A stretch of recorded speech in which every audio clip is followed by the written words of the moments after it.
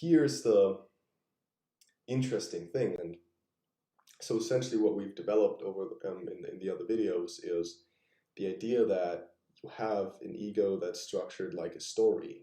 And it's and the fundament of this is the Jungian idea that you have the ego as a central interpretive gaze or interpretive authority that dictates how autonomous elements, so those are elements, let's say, like I consider myself a philosopher, I consider myself a doctor, I consider myself a, I don't know, what else you can consider. Those are the only two things that you can consider yourself.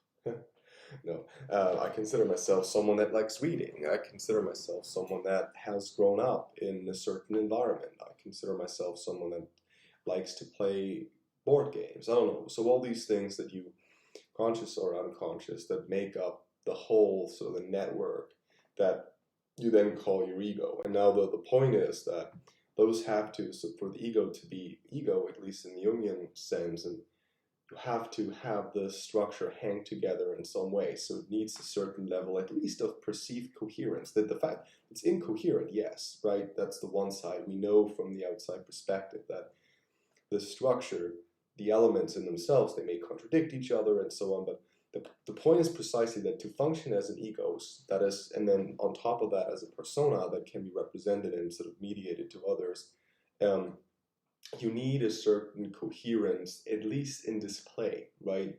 So ego, in the first instance, is a communicative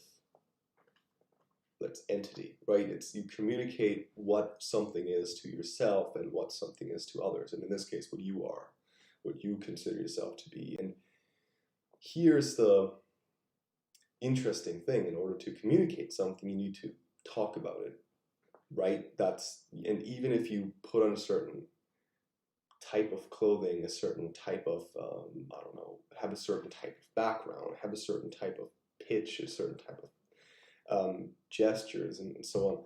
Even if that is, even that is communication, right? It doesn't. It's not only about words. It's not only about sort of sentences, but it's about how you utter those, how you talk, and so on. You know, the accent you talk with, so the, you know, even the hair you have, everything, right? Everything hangs together and gives us clues that we will then put together in this imaginary image of the other, right? The person that comes before us, or in this case, of ourselves as a person that comes before us, because that's, it's like a closed loop, right? You have, like, how do you know you are you, right?